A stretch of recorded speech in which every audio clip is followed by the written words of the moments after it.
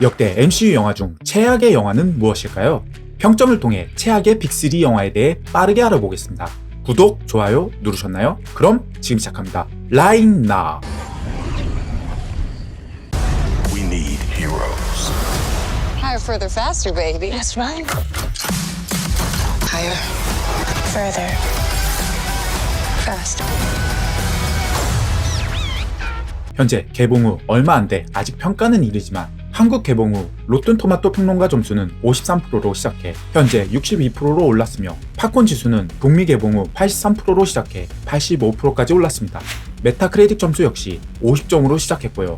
이터너스와 앤트맨과 와스프, 퀀텀매니아보다는 시작이 좋았지만 호불호가 극명하게 갈리는 것은 동일하다고 생각합니다. 일단 긍정적인 부분은 캡틴 마블의 캐릭터 변화입니다. DC의 슈퍼맨처럼 강력한 힘을 가져 자신이 모든 문제를 해결해야 된다는 독단적인 캐릭터성이 이번 영화에서 팀업을 통해 한층 더 성장해가는 계기가 되었죠. 더 마블스 영화의 최대 목적인 히어로의 정신적인 성장과 캐릭터성 확보에 있어서 어느 정도 소기의 목적을 달성했다고 생각됩니다. 물론 쿠키의 엑스맨 세계관이 합류하는 큰 떡밥도 있기는 하지만요. 이번 영화는 최소 2편의 마블 드라마와 연계되어 있기 때문에 드라마를 보지 않은 사람들에게 진입장벽이 상당히 높아 영화의 감정이입이 낮을 것으로 예상되었죠. Where's our daughter? Yes, where is Kamala? Who's Kamala? Hi. 하지만 영화는 나름 스토리를 이해하는데 간결하게 짚고 넘어가 크게 무리가 가지 않았습니다. 간략한 스토리 요약 등의 연출도 있어 제작진이 진입장벽을 인지하여 드라마를 보지 않은 관객을 위한 배려를 한 것이 보여지네요. 하지만 런닝타임도 짧기도 한데다 정말 가볍게 쓱 하고 넘어가 완전한 캐릭터 몰입감은 떨어지는 것은 사실이었습니다. 그리고 무엇보다 큰 문제인 이 진입장벽으로 영화의 관람 선택에 있어 더 마블스를 보지 않은 관객이 늘어났던 거고요. 마지막으로 미즈 마블이 그나마 매력적이었으며 고양이들이 정말 귀여웠다는 정도가 되겠네요. 혹평을 이야기하자면 정말 하루 종일도 할 수 있을 정도로 많은데요. I could do this all day.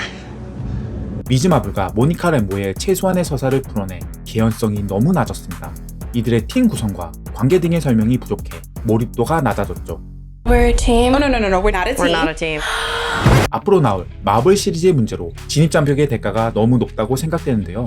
스토리를 위해 충분히 풀어나간다고 하면 지루할 수 있고 빠르게 최소한의 정보만 제공한다고 하면 캐릭터들의 매력이 떨어지며 관심도가 적어 영화 흥행에도 문제가 발생하는 악순환이 발생되죠.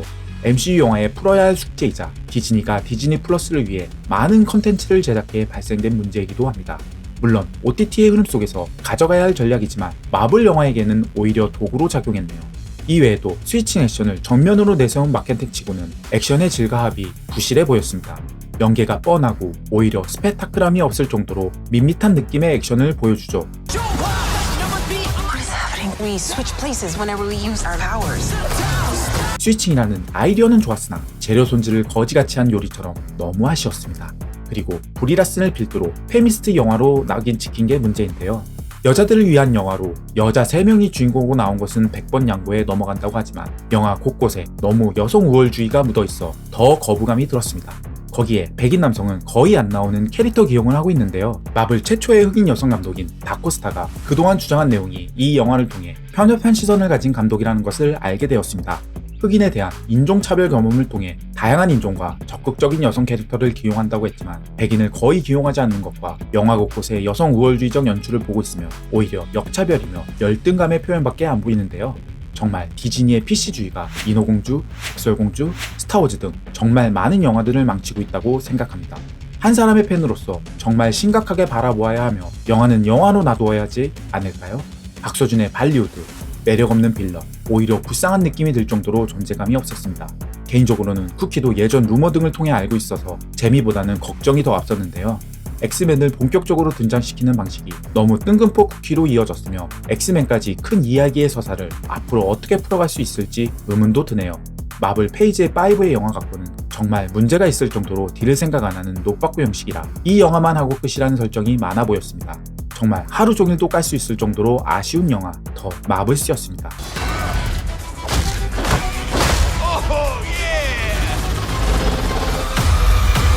아마도 역대 마블 영화 중 호불호가 극명하게 갈리는 영화가 아닐까 생각됩니다.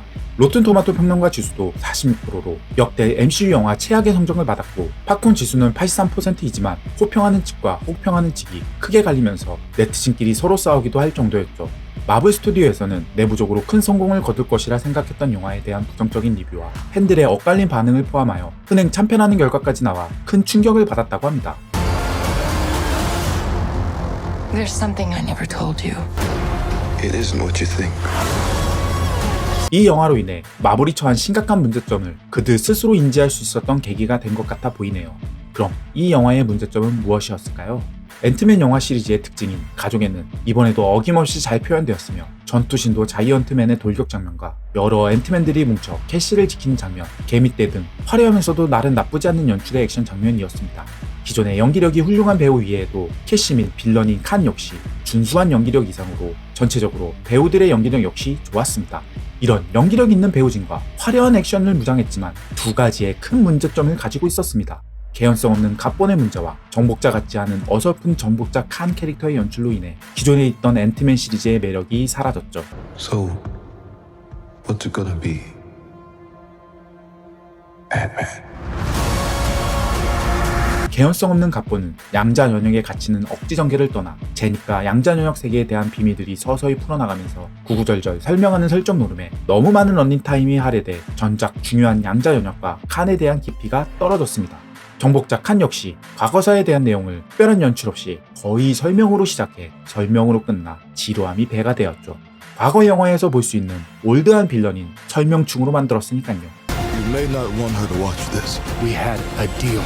특히 제닉의 불륜 설정과 자유투사들의 감정이입하기 어려운 설정을 마블이 맛이 갔다는 것을 알려주고 있는데요. 칸 역시 본격적으로 등장하는 영화로 칸의 전체성과 능력을 충분히 보여주지 못하였습니다. 특히 캐릭터성은 카리스마도 없고 협박과 약속을 어기는 등의 찌질해 보이는 모습을 보이는 평범한 빌런으로 그려졌죠. 칸은 초중반 강력한 능력을 보여주었지만 후반부에서는 기대에 미치지 못하는 전투력으로 개미 군단에 의해 허무하게 당합니다. 다노스의 엄청난 힘과 카리스마에 비해 모자라도 한참 모자라는 허접한 빌런처럼 보여져 앞으로 나올 페이지 6의 어벤져스 강 다이너스티마저 기대가 안 되네요.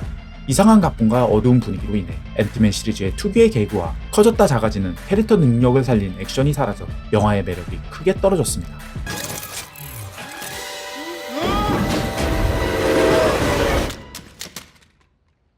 또한 와칸다 포에버와 포스트 프로덕션이 겹치면서 CG 퀄리티가 수준 이하였으며, 이전 영화들이 양자 연역에 대해 궁금하게끔 빌드업을 하였는데 막상 뚜껑을 열어보니 양자 연역은 허무할 정도로 별것이 없었죠.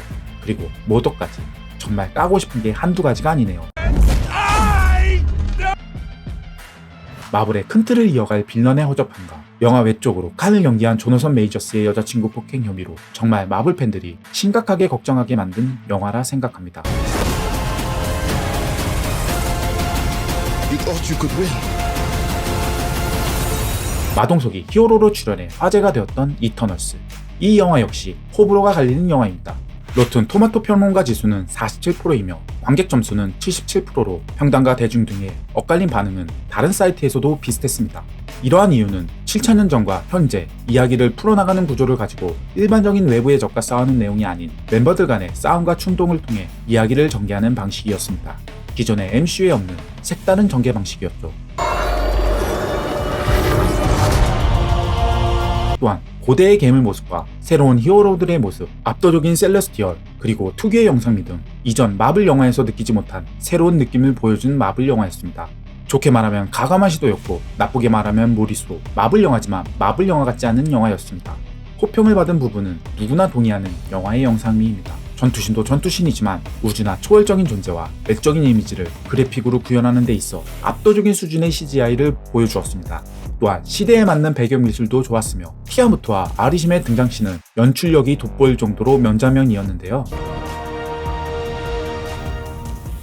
이터널들의 개성에 맞춘 능력 역시 잘 표현되었으며 마칼리의 초고속 액션과 길가메시 마동석 배우의 특징인 한방 액션도 좋았습니다. 하지만 장점보다 호평도 많았는데요. 시종일관 과거와 현재를 오가며 이야기가 전개되어지는데 딱히 회상이라는 연출 구분이 안 되어서 조금만 놓쳐도 이야기를 놓치게 되죠. 이런 복잡한 서사와 맞물려 인물들의 감정 갈등까지 드라마성이 강해 기존의 마블 영화와 확실히 이질감 나는 서사 구조로 되어 있습니다. 이런 이유로 긴 런닝타임과 맞물려 지루하게 느껴졌을 거라 생각합니다.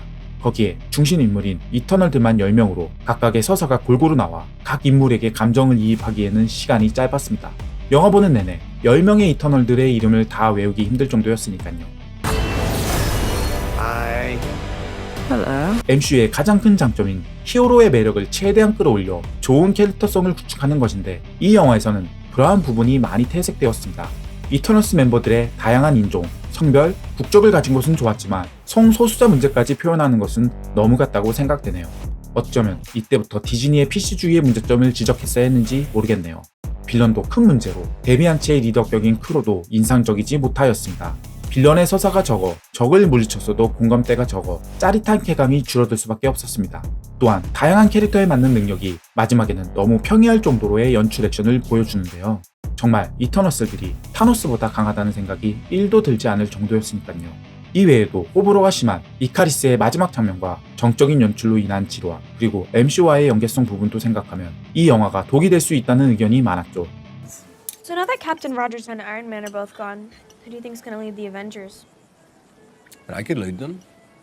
I figured I'd be good at that. 현재 이터너스2의 제작이 확정된 상황에서 그나마 마동석이 다시 출연하는 것에 위안을 삼아야 하겠지만 부디 단점을 개선해 나왔으면 하네요.